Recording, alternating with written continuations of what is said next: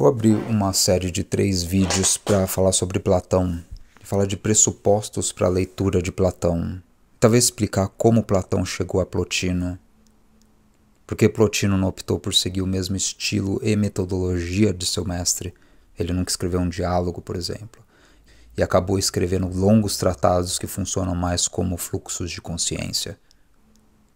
Não é fácil responder isso, mas tem uma lógica por detrás. Talvez Plotino tenha considerado o modelo platônico insuficiente. De fato, ele foi para muitos filósofos da tradição posterior. O primeiro desses vídeos trata da República, o livro 1, e o título dele é O Diálogo Platônico como Drama. Esse, para quem já acompanha esse canal, foi um texto sobre o qual eu já fiz um vídeo. Ele é uma repetição com alguns trechos alterados, mas eu vou repetir aqui para quem interessar. E assim que ele sair, vai sair um segundo sobre Filebo, que é um diálogo muito pouco lido, mas que explica toda essa coisa da metafísica.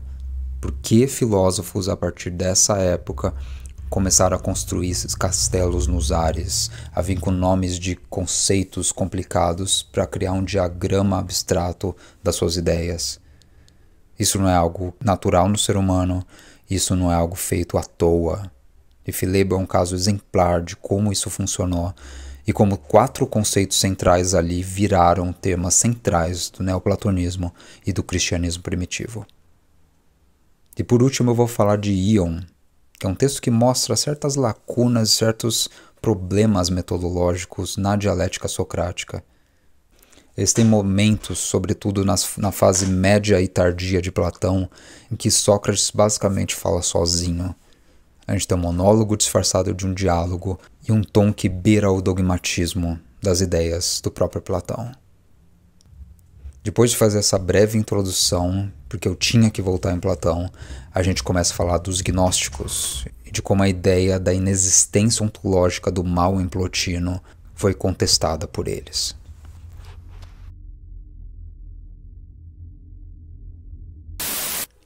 Então, Politeia, ou República, é esse clássico da filosofia ética e política escrito no ano 350 antes da Era Comum.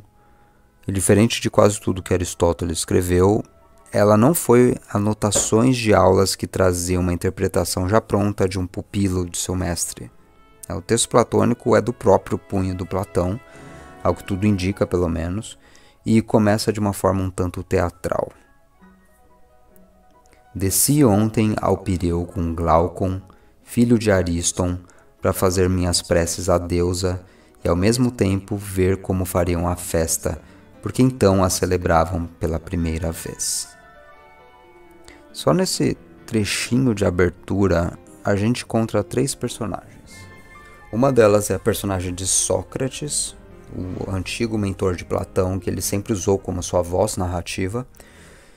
E a gente tem também um cenário específico, que é o Pireu, e um marco temporal, o primeiríssimo festival da deusa Bendis, e eu já falo a respeito dele.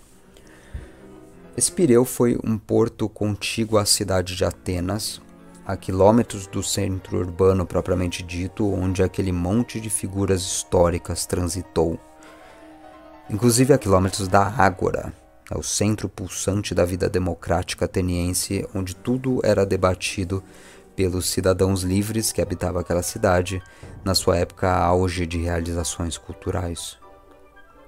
Aqui é como se Sócrates, figura que já transitava no centro da democracia ateniense desde os diálogos anteriores do Platão, tivesse sido jogado em um universo diferente.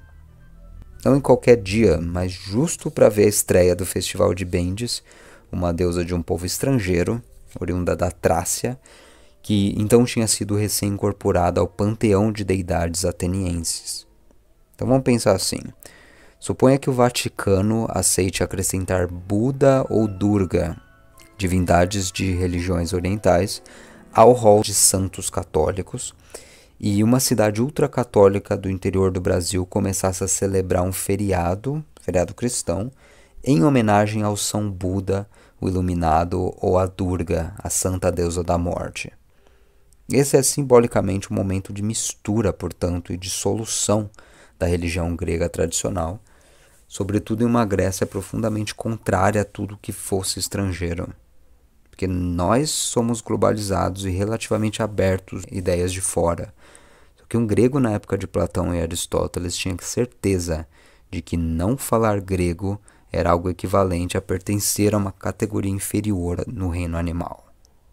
Sócrates não se mostra exatamente como alguém intolerante ao elemento estrangeiro, mas eis o nosso contexto. Daí a gente volta ao Pireu. Se não é uma região de instabilidade, como se fosse uma contra-imagem de Atenas, ele aparece como um local de ecletismo. Na descrição seguinte, adiciona-se um certo tom de desordem naquele cenário. É igual ao fim de quermesse. Metade do público está bêbado, ou tem os ânimos espirituais alterados por conta do evento. E Sócrates está acompanhado de amigos, mas na volta para sua casa é abordado por uma outra figura chamada Polemarco. Esse Polemarco insiste para ele ficar por ali e estender aquela festa. Polemarco também está acompanhado por seus próprios amigos. Eles são Adeimanto, Nicerato, entre outros. E Sócrates resiste no início e questiona se não tem jeito de persuadi-los a deixarem-no ir para casa. E esse trecho é um tanto irônico, porque todo mundo que sabe algo sobre Sócrates sabe que ironia e o poder de convencimento é a sua característica principal. Todo o diálogo platônico em que ele figura é uma descrição de um processo em que ele convence seu interlocutor de sua própria tolice e preconceitos, levando à consciência de que deveria ser mais rigoroso com seus argumentos, com a sua própria mente. Então, na República, esse trecho implica, as coisas vão funcionar de forma diferente. O pessoal não vai aceitar ser encurralado pela perspicácia dessa figura de Sócrates e está decidido de antemão se quer ouvi-lo.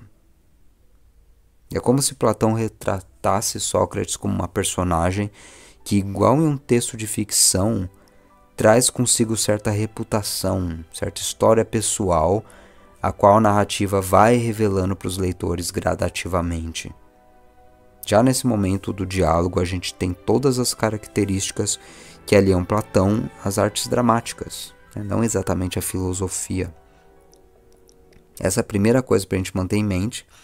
Ela não é uma interpretação exatamente nova, né? Nem é tão difícil chegar a ela. Milhares de leitores, desde a antiguidade, na verdade, já registraram a curiosa constatação de que Platão está escrevendo algo semelhante a um texto dramático, onde mais para frente, no livro 3, defenderá a censura das artes dramáticas. Eu adianto aqui que se o herói do tipo de teatro sendo feito naquela época era dramático, geralmente um homem violento que age à revelia da razão, movido pela força das circunstâncias trágicas, o herói proposto aqui é filosófico. Ele é o velho Sócrates, acotovelando-se no fim do festival, tentando voltar para casa, mas sendo impedido por jovens insubordinados à governança da razão. O diálogo platônico seria uma proposta vanguardista que visa suplantar, vamos dizer, essa tragédia. Sócrates não só não consegue chegar na sua casa em Atenas, como é forçado a acompanhar os camaradas à casa do pai de Polemarco. E oferecem um banquete a ele, mas ele nem tem tempo de comer nada porque logo vem outro e arrasta ele pelo braço para ver uma corrida realizada nas proximidades. E como é de se esperar, ninguém no final vai conseguir assistir a tal corrida por conta de uma nova complicação. E o contexto é do mais completo desacordo. Só que mesmo assim, entre um evento e outro, o Sócrates guia a conversa ao tema: o que é a justiça? E esse tema, na passagem para o livro 2, se transforma em um dos debates que inaugura a filosofia política na tradição ocidental. Então lembre-se, tudo começou no cenário de ecletismo em que o velho Sócrates só queria ir para casa, para a segurança da Atenas racional e ordenada, mas não lhe dão sequer chance de impor sua vontade sobre a vontade dos outros. Para acompanhar o passo a passo do argumento filosófico mesmo, você pode ler esse diálogo, não é nada tão complicado em termos de linguagem, mas eu me volto aos detalhes propriamente narrativos e literários desse pequeno trecho de umas 20 páginas nas edições modernas. como o uso dos cenários das figuras históricas no diálogo amplifica os sentidos do texto. Como o que Platão está fazendo é parte das artes narrativas. O fato do Sócrates estar indo para o primeiro festival de Bendis o situa em meados de junho do ano de 429 antes da Era Comum, segundo estudos de arqueologia de um tal Christopher Planot. Deixo aí na tela a referência. Essa época será descrita posteriormente como uma idade de ouro, logo antes de Atenas entrar numa profunda crise política. E é desse momento exato de crise política que Platão está escrevendo. Então ele parece situar dois períodos no tempo. Primeiro o de Sócrates, que é um momento de simplicidade ou de idealismos inocentes talvez daquela geração, e outro, um grande marco da política interna de Atenas, que foi a supressão da sua estrutura democrática e substituição pela tirania dos 30, tal do Roi Triaconta, no ano de 404 antes da Era Comum. Você estudou na escola da guerra entre Esparta e Atenas, e, pois bem, os espartanos invadiram Atenas e estabeleceram uma espécie de governo ditatorial gerido por 30 regentes. Eles não colocaram fogo em tudo. E vendo que a dissidência pró-democracia havia se concentrado justamente na região do Pireu, eles acabaram estabelecendo mais 10 tiranos naquele lugar, a fim de conter rebeliões eventuais. Isso a gente encontra muito bem detalhado em Plutarco, na referência que eu deixo aí na tela. O Pireu da narrativa, portanto, é um cenário prévio à supressão histórica da democracia ateniense e ajuda a gente a entender certos diálogos travados por Sócrates. E algumas das questões que serão discutidas têm tudo a ver com que os atenienses já não podiam mais se questionar na época sem um certo gosto amargo de derrota. São questões como: vale a pena lutar pela democracia? Se não, qual o sistema de governo é mais adequado para a manutenção da polis de uma boa vida? Qual é a função de cada cidadão dentro do corpo político?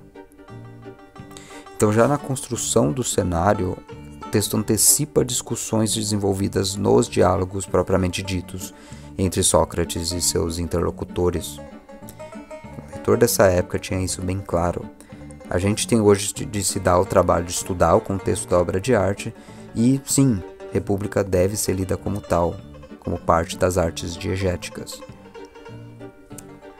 Se tiver interesse de lê-la, a dica é pensar em cada personagem como representante de uma tendência política, inclusive tendências políticas que existem até hoje.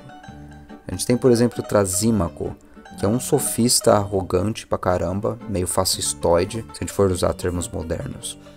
E é ele que acusa Sócrates de ser ignorante por não saber que justiça é simplesmente, abro aspas, o interesse do mais forte, fecho aspas, algo danoso àqueles que estão subordinados ao líder. Está no trecho 344c. E para complicar tudo, Trasímaco não só representa um indivíduo de vontade implacável, que se vale da força para atingir seus objetivos, e, olha lá, o contexto nos ajudando de novo, ele foi também uma figura histórica, um apoiador dessa oligarquia ateniense de 411 e peça fundamental durante as conquistas espartanas a partir de 404. Com a subida da tirania dos 30, aos poucos oligarcas atenienses que deram suporte aos invasores assassinariam duas figuras também presentes no diálogo, que é Nicerato e Polemarco. Então Plutarco estima que 3.000 dissidentes atenienses aprisionados por Lisandro, que foi o líder dessa invasão, acabaram sendo assassinados na passagem da Guerra do Peloponeso e a tirania dos 30. O que Platão faz é selecionar algum desses personagens cuidadosamente a fim de escrever um diagnóstico sobre as forças que operavam e ainda operam no período conturbado da história ateniense. Eu volto a remeter aqui a essa ideia de que Platão seria um inimigo dos poetas, ou ao menos alguém cético à fidelidade do tipo de mimetismo operado pelas artes da ficção. E de fato, quem começa a ler a República do livro 2 e sobretudo do livro 3 em diante, vai se deparar com qualificações de grandes textos da tradição grega como, abro aspas, fábulas mentirosas, que mesmo se fossem reais, não deveriam ser contadas com tanta leviandade a jovens de pensamento imaturo. Esse é o trecho clássico muito citado de 377 a 378a. E vai lá. Isso Sócrates está falando de Homero e Hesíodo, que eram autores que já tinham mais ou menos 400 anos de existência para trás da escrita da República e que formavam a base referencial de toda a arte grega. Era igual questionar o valor de Camões, digamos, para os portugueses ou de Shakespeare para os britânicos. Só que isso tudo ocorre numa conversa, e tudo em conversa é provisório. E é justamente esse o caso em dado momento em que Sócrates se põe a pensar junto de Glaucon, seu amigo inicial, o que seria uma cidade ou uma república ideal. Um lugar onde as coisas realmente funcionam, onde a tirania não tem vez porque os próprios cidadãos e cidadãs não são os pamonhas que veem as coisas acontecerem e permitem os desmandos do poder sem muita resistência, preferindo se dedicar aos seus interesses pessoais. Então o que o Sócrates está propondo aqui é uma utopia, sem dúvida, embora uma utopia nesse contexto sirva como um exercício especulativo e criativo para se chegar a algumas constatações sobre o que é justiça, o que é boa governança, o que é o espírito comunitário. Até mesmo qual o motivo por trás de se viver em sociedade. Tudo isso está sendo colocado em pauta aqui. E por Platão, nenhum desses conceitos pode ser dado de forma efetiva pelo senso comum. Você só vai chegar a um aperfeiçoamento desses conceitos via dialética, via esse método de experimentação regrada de cada subargumento constitutivo de uma verdade com V minúsculo que guia as suas ações e as suas atitudes. E nota, as artes não fazem isso. Ninguém fazia isso até então, senão o próprio Platão. Então existe algo de vanguardista, como eu propus, talvez não seja o melhor termo, mas algo de vanguardista no seu gesto, no gesto que responde à crise dessa Atenas clássica. Seu alvo era emancipar a cultura grega de seus próprios elementos de barbarismo. O filósofo francês Jacques Rancière tem um livraço chamado Política da Estética, que já no início propõe o seguinte: não há nada como uma estética na formulação de Platão aqui, já que as artes não têm uma função artística nesse contexto, como elas vão ter em Aristóteles, por exemplo. O papel da arte nesse contexto serve a um regime ético, unicamente. E o campo da ética, por sua vez, deve servir ao logos, aos juízos rigorosos detidos pela razão. A forma como a arte trabalha, por outro lado, é do alogos, dos juízos estéticos, do gosto, da opinião. Então, para os fins da república imaginária, isso poderia levar a um problemão. O que se vê em cursos e muitos textos de historiografia literária, ou mesmo jornalismo literário, é um tanto diferente de tudo isso. Os argumentos de Sócrates contra o caráter irracível e violento dos heróis de Homero, por exemplo, ou contra a falta de apreço dos tragediógrafos pela religião, são todos usados como prova de que Platão encabeçaria uma tradição obscurantista, insensível aos méritos da arte. E já deu para perceber até aqui que falar isso é um gesto de preguiça intelectual. Que tudo em Platão deve ser lido como parte de um projeto filosófico inovador e muito maior do que isso, que inaugura sua própria hermenêutica, inclusive. Ele meio que propõe as regras que você pode usar para interpretar seus diálogos e aproveitar o máximo deles. O ponto de partida é o seguinte: o que tem valor e uso na vida deve ser posto na mesa e pensado muito bem. Na República, livro 3, as artes que passam pelo escrutínio dessa análise. A minha sugestão final aqui é a seguinte: boa poesia em Platão consiste em ficções que contam verdades morais para as pessoas que não conseguiriam depreendê-las somente através de elucubração filosófica. E para Platão, tem gente que é capaz de fazer filosofia e tem gente que não consegue pensar de forma refinada. Ele não acreditava em igualdade entre todas as pessoas no que diz respeito à capacidade intelectual. E para cada tipo de mentalidade, digamos, haveria uma mensagem a ser retirada nesses diálogos.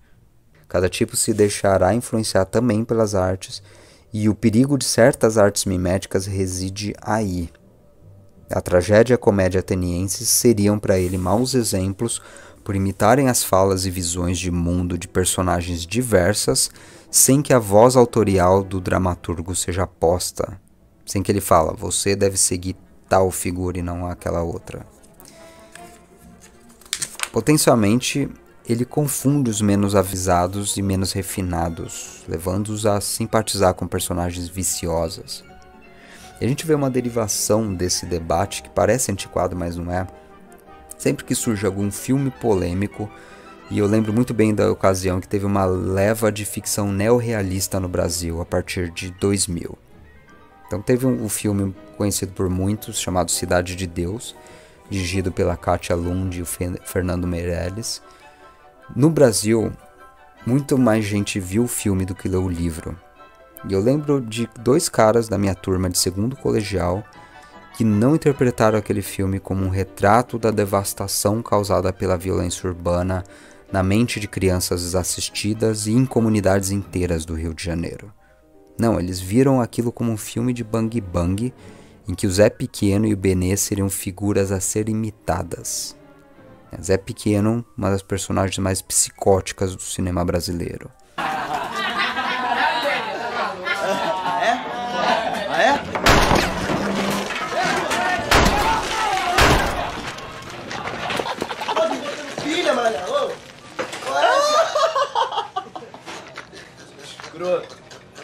E esses 2 colegas de escola manifestaram para mim na época o interesse de perguntar na quebrada onde eles moravam onde eles conseguiriam arrumar um revólver, porque eles queriam brincar de ser o Zé Pequeno, vamos dizer. Eu nem imagino o que deu esse caminho interpretativo dos meus 2 colegas de escola, mas a gente volta para Platão. A culpa de uma interpretação burra e distorcida de uma obra de arte é do artista? Na minha opinião, não é. Mas do Platão da República talvez fosse o caso. Porque coesão social e educação para a cidadania seriam valores superiores a qualquer juízo estético abstrato que a gente possa atribuir ao valor de uma obra de arte ou a autonomia do artista e o escambau. Então, quando a gente pensa em textos formadores de uma tradição da teoria literária, a gente tem que pensar também nas questões que foram sendo suscitadas por áreas paralelas, no caso aqui, a filosofia política. Para fechar, nenhum diálogo deixa mais claro a espécie de fenomenologia da leitura do mundo proposta por Platão do que um diálogo chamado Meno. O texto é um diálogo sobre uma pessoa estúpida que teve sua educação estragada pelo sofista Gorgias e chegou a um nível de imbecilidade que forçou Sócrates, respeitosamente, a recorrer ao imaginário mitológico para defender seus argumentos e levar esse camarada à causa da ética. Algo que ele jamais faria com outros comparsas de debate mais sérios, como a gente vê nos demais diálogos. Porque a ideia é, se me valer de histórias mirabolantes como fábulas e mitos para passar para frente uma verdade moral, minha função de educador terá sido feita. Essa com certeza é uma postura polêmica, inclusive que a Igreja de Roma aprendeu a usar em virtualmente toda a sua história para passar para frente a mensagem da cristandade, e é como políticos e educadores muitas vezes tratam seus pupilos. E Platão está partindo do pressuposto de que é o mesmo o que acontece com as artes. O diferencial discursivo do então novo método do diálogo filosófico viria do fato de que ele traz em si várias camadas de significado. Uma tragédia nem sempre. E ele o faz de propósito. Há uma dimensão de argumentos para um tipo de leitor superficial, mas há outras mais profundas para leitores mais rigorosos. Filosofia não é para qualquer um, então formar uma opinião útil, entre aspas, é o que vem logo em seguida nessa busca coletiva pela verdade.